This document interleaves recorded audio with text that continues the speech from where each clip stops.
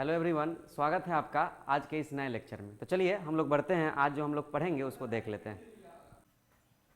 पिछले वाले क्लास में लोग केमिस्ट्री में कौन सा रिएक्शन देखे थे, याद है आपको? अम्ल का अम्ल और क्षारक अम्ल और क्षारक आपस में कैसे अभिक्रियाएं करते हैं।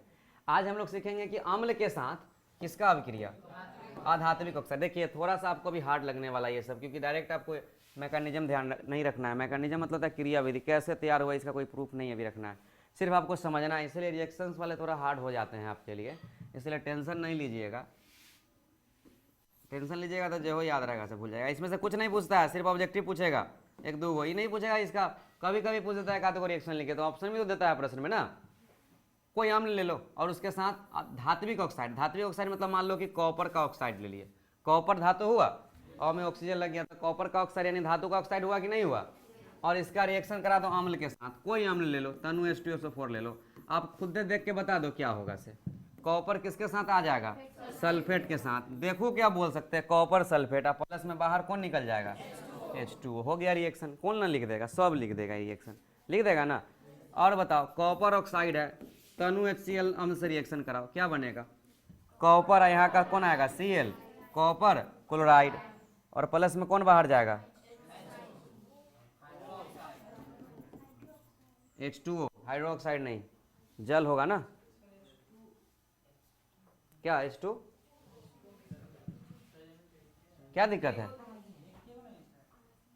हाँ तो संतुलित करो, HO कहीं नहीं रहता, ऐसा कहीं किसी भी फॉर्म में नहीं होता। आपको देखने में लग रहा है कि एगो है, मैथ वाला नियम नहीं अप्लाई है कि एगो है, एगो एगो क्या एगो दो गो, वैसे नहीं होता है। इसमें HO नहीं पाया जाता, क्या पाया जाता है, H2O पाया जाता है। बैलेंसिंग हिसाब से लिखते हैं इसको। संतुलित कर लीजिए, कॉपर एगो Cl दो को, यहाँ दो लगा दो, देखो संतुलित हो गया। वास्तव में एगो अणु थोड़ी रहता है HCl का, बहुत सारा रहता है, उसमें से जितना मन करेगा उतना उठाए खा लीजिए। भोज में जाइएगा तो वहाँ 4-5 हज़ार आदमी का खाना बना हुआ रहता है ना, तो आप सब खा जाते हैं, उनमें से जितना मन करता है उनमें से उठाए खा लेते हैं। वही चीज़ है यहाँ पर, HCl का बहुत सारा है, बहुत सारा। उसमें से उसको जितना मॉलिक्यूल्स लेना होगा उतना लेके वो अपना यौगिक तैयार कर लेगा। अब इसमें कोई ऐसा दिमाग नहीं लगाइएगा कि सर यहाँ कॉपर है तो कॉपर कभी भी हाइड्रोजन को विस्थापित नहीं करेगा। यहाँ कॉपर नहीं है, क्या है, कॉपर के ऑक्साइड है। आप जानते हैं ना कि जैसे ही कंपाउंड बदलता है उसका पूरा गुण बदल जाता है। जैसे हाइड्रोजन एक बहुत अच्छा ईंधन है, रॉकेट में यूज होता है, इतना शानदार ईंधन है। ईंधन समझ रहे हैं ना, जलाने वाला नहीं, ईंधन। हाँ, जैसे पेट्रोल डीजल ये सब ईंधन का काम करता है। अब समझिए कि उसमें अगर एक बार माचिस की तिल्ली बार दिया जाए तो क्या होगा, सो आग लगेगा, दिखाई देने की रहिएगा। उसके बाद बताइए ऑक्सीजन से हम क्या करते हैं, सांस लेते हैं। ऑक्सीजन सांस लेने के प्रयुक्त होता है ना। दोनों कंबाइन करके बना लिया पानी बना लिया ना। बताइए पानी का उपयोग क्या करते हैं आप, पीने में करते हैं कि उसको सांस लेने में करते हैं, उसको ईंधन के रूप में करते हैं। ईंधन को बुझा देता है, जहाँ तक कि पानी जो है आग लगे हुए आग को क्या करती है, बुझा देती है। तो बताइए इसका कंपाउंड का प्रॉपर्टी वही हुआ कि बदल गया, बदल गया। तो इसीलिए ध्यान रखिएगा कि इसमें अपना मैथ वाला नियम नहीं लगाइएगा। मैथ वाला नियम लगाइएगा केमिस्ट्री में तो चल एल मैथ जेकर मौजूद रहता है अगर केमिस्ट्री यह चलते कमजोर रहता है। ऐसा प्रकृति का नियम है, हम नहीं बोल रहे हैं। जिसका मैथ अच्छा रहता है उसका केमिस्ट्री एकदम घटिया हो जाता है, क्या कि वो मैथ वाला नियम अप्लाई कर चल जाता है। चूँकि हमें इतना ना एक्सेप्शन है, इतना ना ज़्यादा अपवाद है कि आपको समझ से बाहर चल जाएगा। हाँ कथी खराब रहेगा, बताते हैं, थोड़ा देर में रुकिए।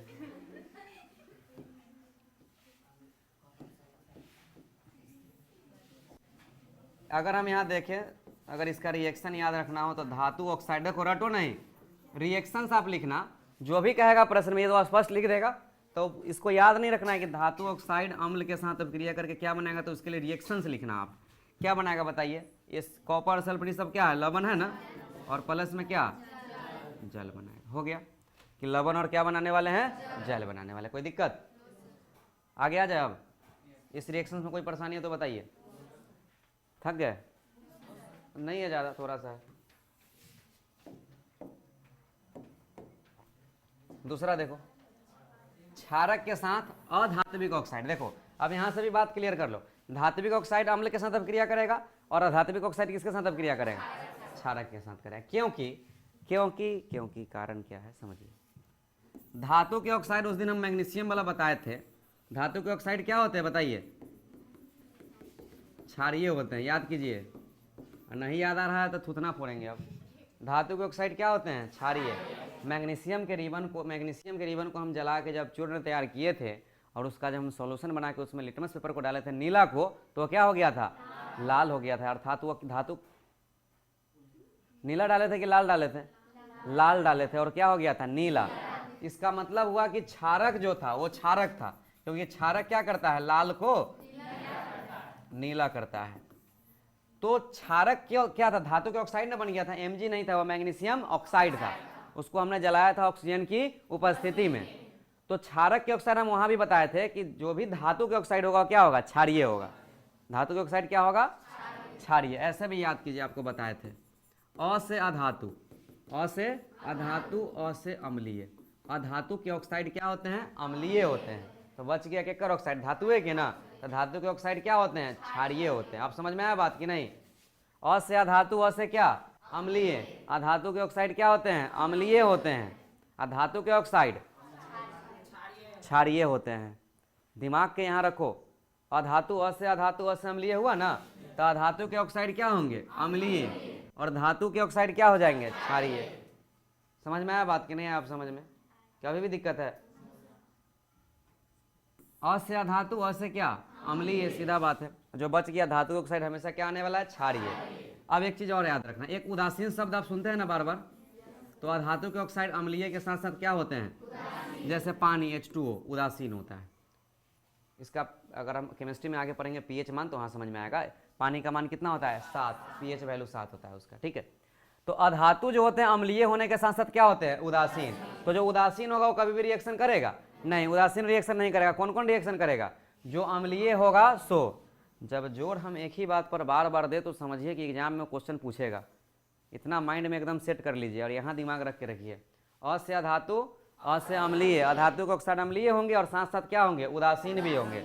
और धातु के ऑक्साइड क्या होंगे? क्षारीय होंगे। अब याद हुआ बात कि नहीं?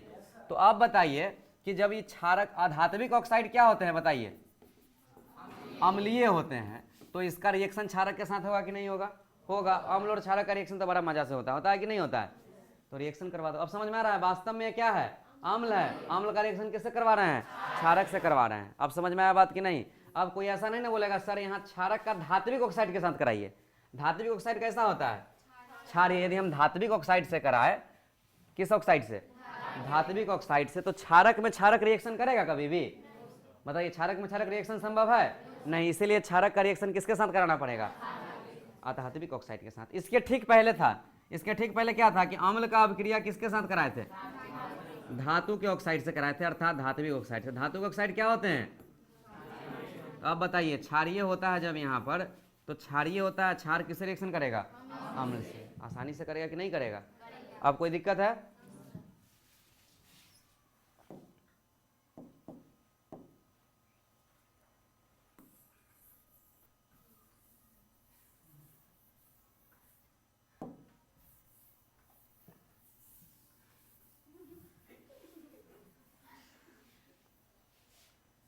छोटा है ना, नहीं आएगा अभी, गुस्सा आ गया।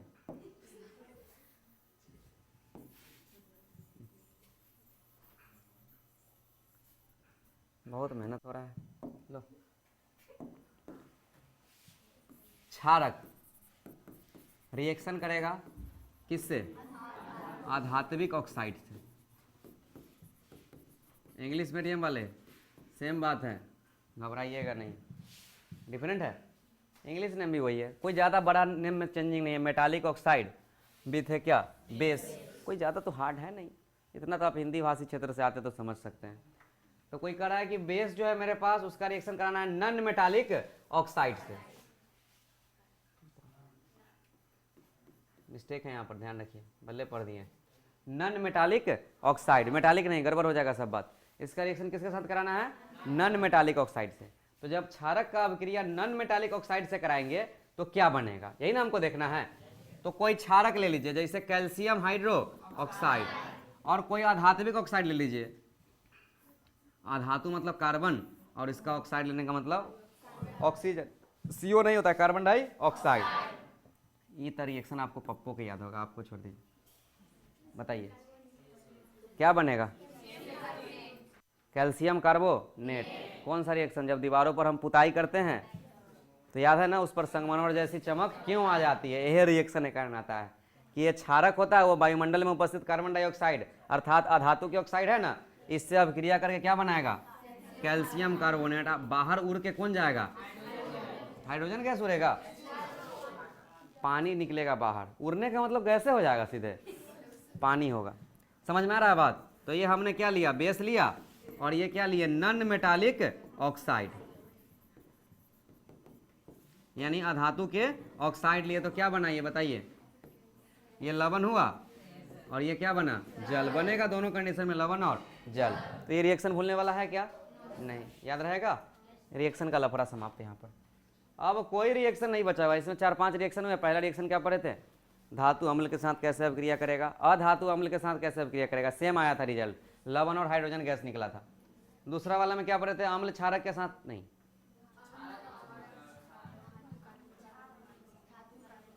धातु कार्बोनेट के साथ अभिक्रिया पढ़े थे। लवण और क्या बना था? जल और कार्बन डाइऑक्साइड। ठीक है, और उसके बाद अम्ल की, अम्ल का क्षारक के साथ अभिक्रिया। उसके बाद पढ़े थे अम्ल का धात्विक ऑक्साइड के साथ अभिक्रिया। और एक पढ़े हैं, देखिए ऊपर क्या लिखा, क्षारक का अधात्विक ऑक्साइड के साथ अभिक्रिया। इसको रटने की जरूरत नहीं ना है, मतलब रिएक्शन कराएंगे ध्यान रखना। अधात्विक है, अ से अधात्विक, अ से अम्लीय, तो अम्लीय वाला हुआ तो किसका रिएक्शन होगा? क्षारक के साथ होगा। ऐसे करके ध्यान रखेंगे। और याद रखिएगा, जो आप अंडा खाते हैं, जो नहीं खाते हैं वो याद रखिए। पूछेगा तो ही नहीं समझाएगा कि कौन खाता है कौन नहीं खाता है। उसके ऊपर देखते हैं हार्ड जो परत रहता है वो कैल्शियम कार्बोनेट का होता है। किसका होता है? ये हम इसीलिए आपको बताएं क्योंकि एनसीईआरटी में ये सवाल दिया गया है कि एक अंडे का पिसा हुआ कवच है। कवच मतलब समझ लो, कवच और कुंडल समझते हैं? कर्ण के पास कवच और कुंडल था, मतलब रक्षा करने वाला। तो उस अंडा के अंदर के लिक्विड वाले पार्ट को कौन रक्षा करता है? ऊपर वाला जो है उसका व्हाइट पार्ट, वही ना रक्षा करता है, इसलिए उसका नाम कवच रखा है। तो पागल हो जाइएगा आप कि अंडा का पिसा हुआ कवच का क्या मतलब हुआ। वो कवच किसको बोलते हैं? कैल्शियम कार्बोनेट को बोलते हैं। ठीक है, ध्यान रहेगा ना। और देखने में भी व्हाइट होता है। और कैल्शियम कार्बोनेट कैसा रहता है बताइए? व्हाइट रहता है। वहां से भी समझ सकते हैं। तो ये था केमिस्ट्री क्लास। इसमें कोई परेशानी तो अब नहीं है? बोलिए, कोई दिक्कत है क्या? इसको एंड करते हैं यहीं पर। हम मिलेंगे अगले दिन, जहाँ खाएंगे खीर पूरी बुनिया। इसी को खाना पड़ेगा, दूसरा कोई उपाय नहीं है खाने के लिए।